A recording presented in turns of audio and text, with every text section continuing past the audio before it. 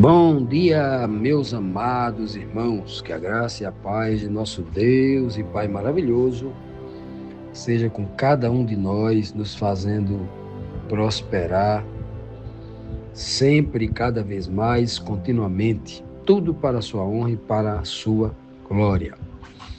Meus amados, hoje vamos aqui dar continuidade à nossa lição, né? Hoje, quinta-feira, vamos estudar as perguntas 9 e 10. Mas antes, vamos aqui ver as duas perguntas anteriores, né? Que nós estudamos ontem, para entender o contexto. É muito importante sempre entender o contexto.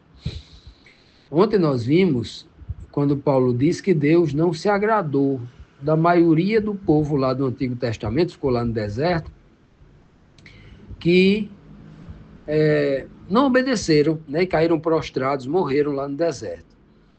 E Paulo está preocupado para que essas coisas, né, não se repitam, que esse exemplo servisse para a igreja de Coríntios, que o povo não poderia estar cobiçando, né, vivendo, praticando mal e cobiçando aquilo que não era bom, não vinha da parte de Deus. E Paulo ainda recomenda à igreja, faz aqui uma admoestação, quando ele diz: não vos faças, pois, idólatras, como alguns daqueles lá no passado, no deserto, que, por exemplo, adoraram lá o bezerro de ouro feito lá por Arão, que eles mesmos pediram, né? O Senhor deixa bem claro aí, Paulo deixa bem claro aí que o povo ali, cobiçoso, queria só sentar, comer, beber e depois se divertir. Se divertir aqui era praticar imoralidade, sexo livre e outras coisas que Paulo não era a linguagem daquela época, mas ele diz assim: não pratiquemos imoralidade. Foi o que aconteceu lá no deserto, embora o texto não diga lá no Antigo Testamento os detalhes, né? Mas imoralidade, nós temos ela como promiscuidade sexual e temos também a imoralidade como um tipo de idolatria, né? Muitas vezes a idolatria é representada por uma relação sexual, né? Um homem que adora um deus pagão é como se ele estivesse se deitando com aquele deus. A noiva de Cristo se deitou com outro homem. Está sempre ligado à idolatria, tem uma ligação tipológica com a imoralidade sexual, né? E aí, por isso que muitas vezes no Apocalipse, na Bíblia toda, né, a mulher é apresentada como uma prostituta, né, uma mulher que trai, né, por causa da igreja. Não que a Bíblia está diminuindo a mulher, não é isso não. Portanto, hoje, a nossa primeira pergunta de hoje, a nona pergunta da lição, diz: o que é orientado à igreja a não fazer, ainda usando o antigo Israel como exemplo? O que aconteceu com o povo de Israel lá do passado, que fez isso, praticou essa imoralidade? O verso agora é o 9 e o 10, que diz assim: não ponhamos o Senhor à prova, como alguns deles já fizeram e pereceram pelas mordeduras das serpentes. Nem murmureis, como alguns deles murmuraram e foram destruídos pelo exterminador. Aqui, 1 Coríntios 10, 9 e 10. Então, Paulo está mostrando agora, não criando aqui a religião do medo, né? Mas Paulo está apresentando aqui as consequências de todo e qualquer erro.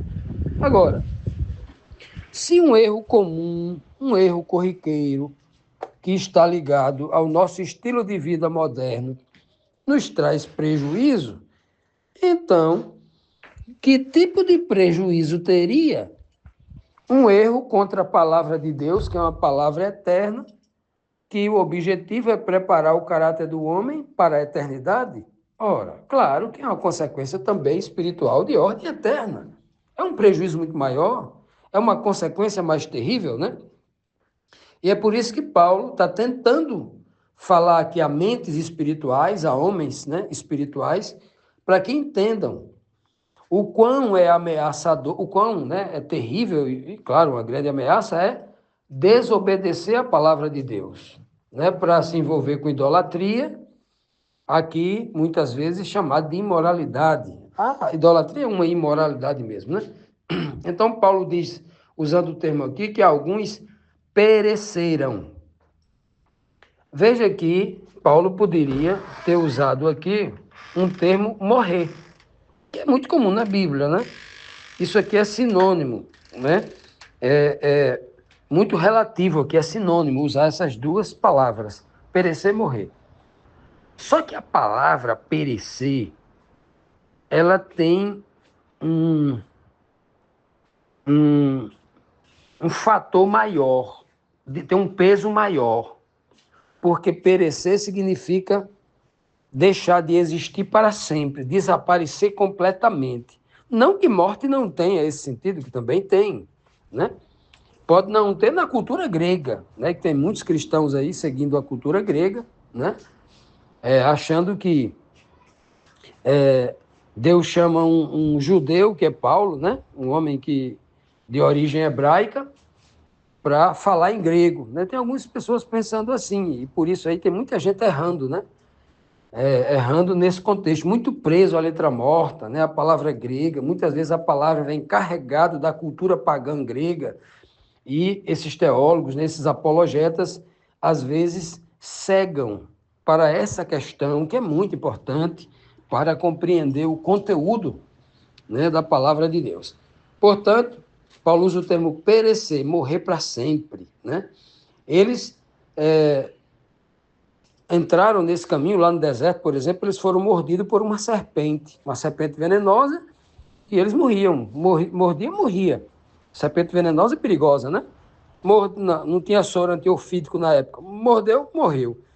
Lembra que o Senhor orientou que fizesse uma serpente de bronze, colocado na ponta de uma haste e levantasse para eles olharem para cima, né? Para aquela serpente e eles não morreriam? Pois é, o Senhor usou ali as serpentes físicas, carnais, que mordia e injetava veneno nas pessoas e elas morriam, é uma grande tipologia de Satanás. Por que é uma grande tipologia? Porque a cobra, ela não mata com a cauda, dando chicotada, né? A cobra, ela mata com a peçonha que há na sua boca. Satanás mata com um engano, chamando as pessoas para a idolatria, para a imoralidade, convencendo de que os prazeres deste mundo é melhor do que servir a Deus. Então, sempre Satanás vai enganar. E o engano, 99% deles, vem com um convencimento através das palavras. Por isso que Paulo aí está dizendo bem claro, não abra a boca de vocês para murmurar, como alguns fizeram lá e foram destruídos. Olha aí a palavra destruído e a palavra perecer, perfeitamente harmônica aí no texto. Continuando, amados, vamos então aqui para a 10ª pergunta, a segunda pergunta de hoje, que diz assim: para que serviram e servem as informações escritas sobre o antigo Israel, de acordo com o apóstolo Paulo? Essas informações, elas não servem mais. Todo o Antigo Testamento tem que ser jogado no lixo, porque tudo aquilo passou, né? Aquilo não tem mais serventia, só o que vale é o Novo Testamento. Infelizmente, alguns cristãos completamente desinformados, mal orientado, mal educado por pessoas que também não conhecem as Escrituras, têm ensinado assim. Mas o que é que Paulo diz aqui em 1 Coríntios 10, 11? Ele diz assim, ó, estas coisas lhe sobrevieram como exemplos e foram escritas para a advertência nossa. A escrita lá do Antigo Testamento, Paulo estava dizendo que era vigente e servia como advertência para o tempo dele, Paulo lá. Não era uma escritura passada, como alguns têm pregado aí, né? Paulo diz, escrita para nossa advertência hoje, né? E nós, outros, sobre quem os fins dos séculos têm chegado. Ó, e nós, outros, Paulo entendia que nesse contexto, pela fé que ele tinha, que ele estava vivendo o fim dos tempos, pela fé, né? Pela esperança que ele tinha no coração, que todos os cristãos em todas as épocas, como nós hoje, vivemos na esperança de que a volta de Cristo é iminente. Pode acontecer daqui a 5 anos, 7 anos, 10 anos, 15, 20 anos, né? Ou seja, é rápido, né? Eu acho muito difícil as pessoas entenderem que vai passar mais 2.000 anos para Cristo retornar em glória, né? É muito difícil um cristão pensar assim. Portanto, o texto diz aqui, Paulo dizendo, né? Estas coisas lhe sobrevieram, essas coisas eu estou trazendo para vocês, igreja de Corinto, como exemplo, né? E elas foram escritas para advertência nossa. Olha que coisa linda. Ora, se essas escritas foi lá para o Antigo Testamento, por que foi escrito? Se eles já estavam vivendo na prática, não tinha necessidade de escrever. Tudo aquilo que é escrito para o futuro, para que os que vêm lá na frente possam aprender com aquilo. E o Deus imutável, o Deus que não muda, o Deus que não erra, aquele que inspira a palavra, será que ele ia escrever uma palavra obsoleta? Será que da boca do Eterno sairia algo que se tornaria inviável, obsoleto, ultrapassado, vencido, superado por uma verdade maior e aquilo se tornar uma mentira? Já imaginou? Claro que não. Nós encontramos vários versos nas Escrituras, o próprio Senhor se revelando nesse sentido. Lá em Isaías 40, verso 8, ele diz, né? Seca-se a erva, murcha-se a sua flor, mas a palavra do Senhor permanece eternamente. Ora, e a palavra do Êxodo, lá de Números, de Levítico, Deuteronômio, é uma palavra que não veio do Senhor? Simples de entender, não é? Ele diz lá em Malaquias 3,6, porque eu, o Senhor, não mudo, por isso vós, filhos de Jacó, não sois consumidos, né? Lá em Tiago, capítulo 1, versículo 17, Tiago diz que toda dádiva e todo dom perfeito vem do alto, descendo de Deus o Pai das luzes, em quem não há mudança e nem sombra de variação. Então, o entendimento de Paulo aqui é o óbvio. É o óbvio. Infelizmente, algumas pessoas, alguns que se dizem teólogos, né? Se dizem, né? Porque as suas crenças são poços de contradições, infelizmente. Paulo deixa bem claro aqui que aquilo que foi escrito, né, 1.500 anos antes dele, era para o tempo dele. Aquilo não foi tornado obsoleto na cruz do Calvário. Não é? Aquilo, muito do que estava no Antigo Testamento, encontrou o seu cumprimento, tudo aquilo que estava vinculado às cerimônias, né, aos tipos que apontavam para Cristo, para o santuário, tudo aquilo teve o seu cumprimento na pessoa de Cristo.